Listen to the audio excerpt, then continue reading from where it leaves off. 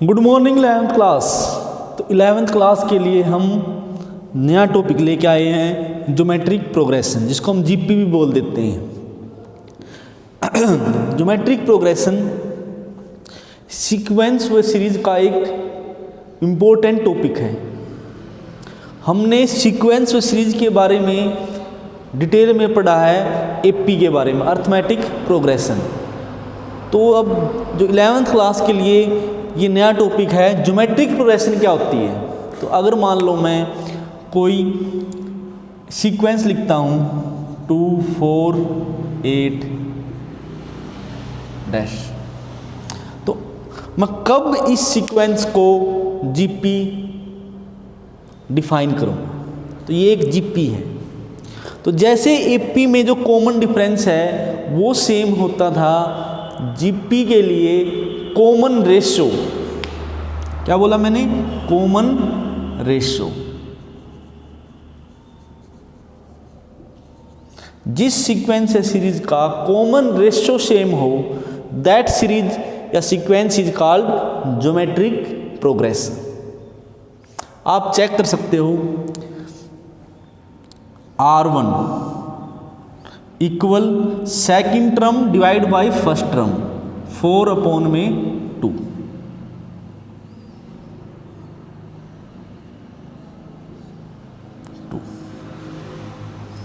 R2 8/4, 4 2 जा 8।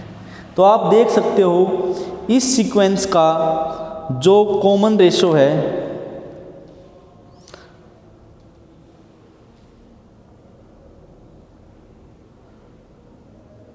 वो same है। तो इसका मतलब ये जो प्रोग्रेशन है वो कौन सी है? ज्योमेट्रिक प्रोग्रेशन है। R1 इक्वल R2 सेम जैसे एपी में हम डिफाइन करते थे, ये फर्स्ट टर्म, ये सेकंड टर्म, ये third term, next fourth term, same इसमें भी डिफाइन होती है। जैसे nth टर्म के लिए एपी में फॉर्मूला था ए, मैं आपको कंपैरिजन पढ़ा रहा हूँ कि एपी और जीपी में क्या डिफरेंस है। हमारे पास फॉर्मूला था a प्लस में n-k1d। सेम यहाँ पर जो n टर्म के लिए फॉर्मूला है वो है a r n-k1। अगर मैं आपसे कहता हूँ कि इसी जीपी की नेक्स्ट टर्म फाइंड आउट करो, तो नेक्स्ट टर्म क्या होगी इसमें? इसकी नेक्स्ट टर्म हो जाएगी फोर्थ टर्म। तो R क्या गिवन है? 2, N क्या है? 4, और A क्या है? First term 2। तो रखें value A 4, A2 multiply R2 4 minus के 1 कितना होगा? 3। 2 2 जा 4 2 जा 8, 8 2 जा 60। तो सेम एपी की तरह ही काम करती है जीपी, लेकिन उसको कैलकुलेट करने का जो मेथड है वो थोड़ा सा अलग हो जाता है। आप देख सकते हो, अब मैं बोलता हूँ आपसे कि इसकी nth टर्म निकालनी, इस एपी की nth टर्म, तो मुझे निकालना an, a प्लस में r क्या है? 2, n माइनस के 1। सेम बेस है तो पावर क्या हो जाएगी? ऐड, तो 2 की पावर n क्या होगी? इसकी nth टर्म हो जाएगी। तो वही क्वेश्चन आएंगे सेम टू सेम एपी वाले, बस डिफरेंस क्या है? इसमें जो रिप्रेजेंटेशन है क्वेश्चन की वो इस टाइप से है। अब आपको वो an गिवन होगा, मैं आपसे कहता हूं कि 32 एपी की कौन सी टर्म है ये बताएं। तो same an equal a r n-k1। an क्या है? 32, a क्या है? 2, r क्या है? 2, n फाइंड आउट करना है n-k1।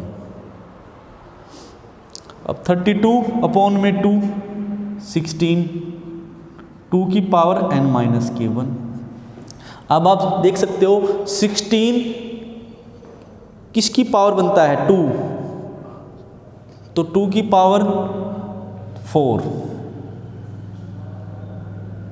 तो 2 की पावर 4 इक्वल 2 की पावर n माइनस के 1। अगर बेस सेम है और इक्वल का साइन है तो पावर क्या हो जाती हैं, इक्वल हो जाती हैं। तो इसका मतलब n माइनस के 1 किसके इक्वल होगा, 4 के इक्वल होगा।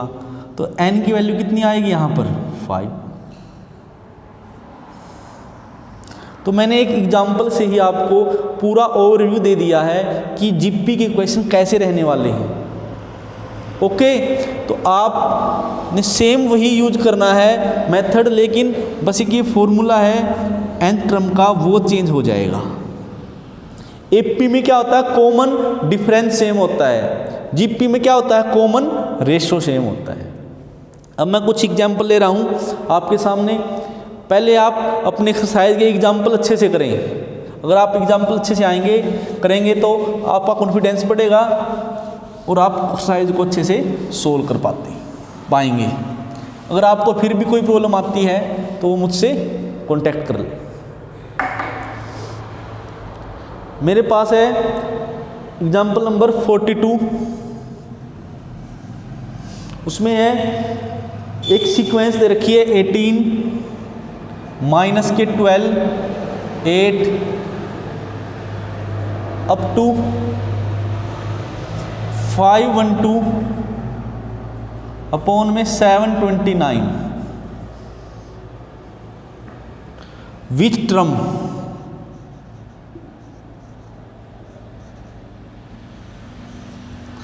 इस एपी कौन सी टर्म है वो।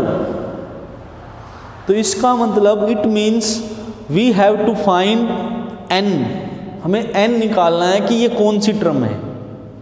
तो सेम मुझे पता है फॉर्मूला क्या होता है an, आपके मैथ में tn का यूज कर रखा, आप tn भी यूज कर सकते हैं।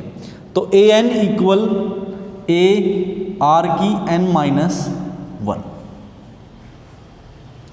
a equal to 18, r equal to second term divide by first term minus के 12 अपॉन में 18। तो आप चेक कर सकते हो 2 6 जा 2 9 जा 3 2 जा 3 3 जा माइनस के 2/3। an है 512 अपॉन में 729 इक्वल a की वैल्यू क्या होगी 18, r की वैल्यू माइनस के 2/3 की पावर n माइनस के 1। अब आपने कंपेयरिंग करना है कि इस साइड भी 2 अपॉन में 3 बन जाए। ओके, तो आप देख सकते हो 512 अपॉन में 729 डिवाइड बाई 18 इक्वल माइनस के 2/3 की पावर n माइनस 1।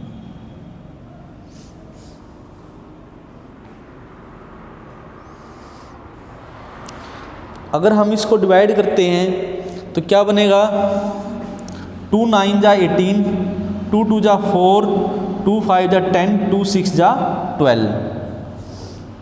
अगर हम अब चेक करें तो ये बनेगा आपके पास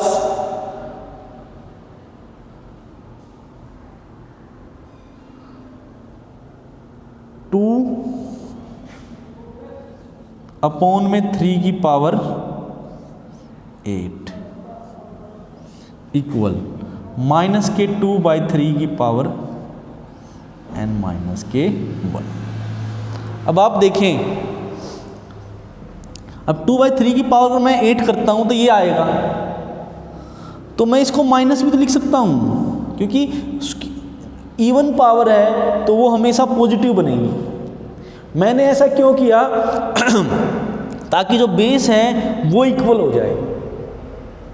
अब आप देख सकते हो उसका बेस क्या हो गया इक्वल, तो 8 इक्वल टू n माइनस के 1 और n इक्वल टू 8 प्लस में 1 क्या आएगा 9। तो इस टाइप से आप एपी के क्वेश्चनों को सोल्व कर सकते हो। अब मैं आपके सामने क्वेश्चन लेके आता हूँ 43। आप इसका स्नैपशॉट भी ले सकते हो।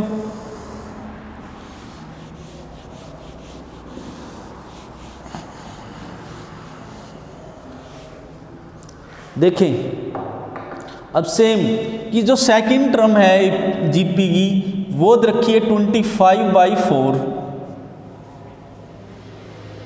और जो 8 टर्म है वो रखिए 16/625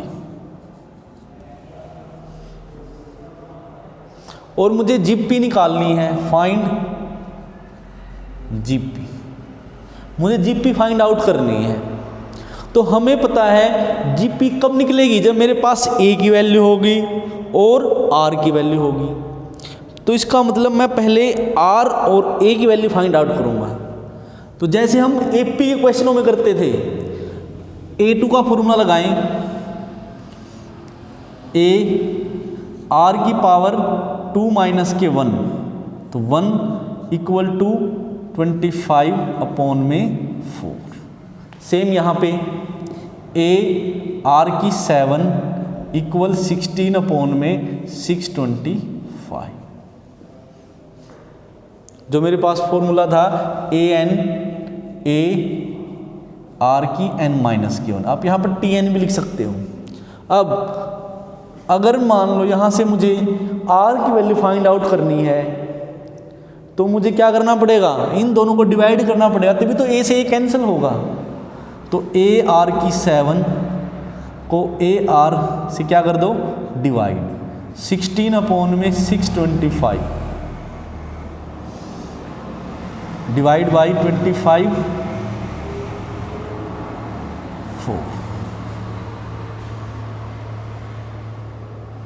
तो यहाँ से a कैंसल, r से 6 हो जाएगा, यहाँ पर r की पावर 6,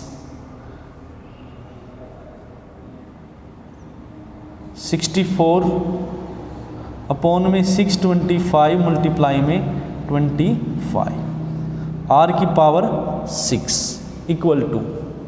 अब आप देख सकते हो इसके फैक्टराइजेशन करके 2/5 की पावर ये क्या बनेगा 6। तो यहाँ से आपके पास r की वैल्यू क्या आ जाएगी 2/5।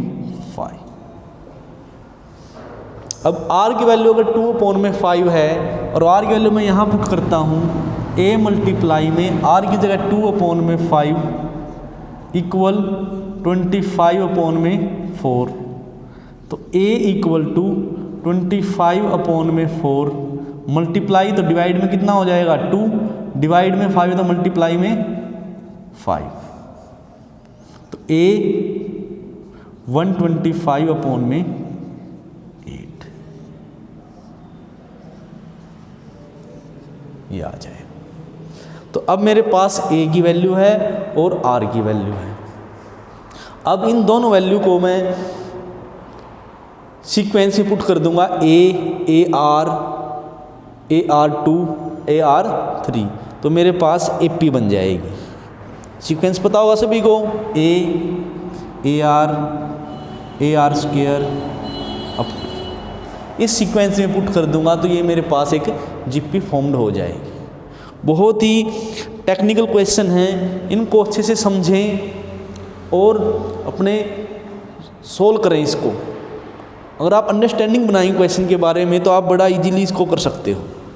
ओके, एटलीस्ट एनसीईआरटी क्वेश्चन तो कर ही लें।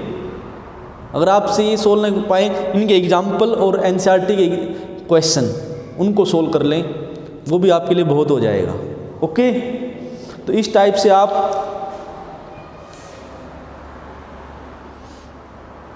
आज 9.5 के एग्जाम्पल सोल्व करने की कोशिश करना, हो जाएंगे वो आपसे।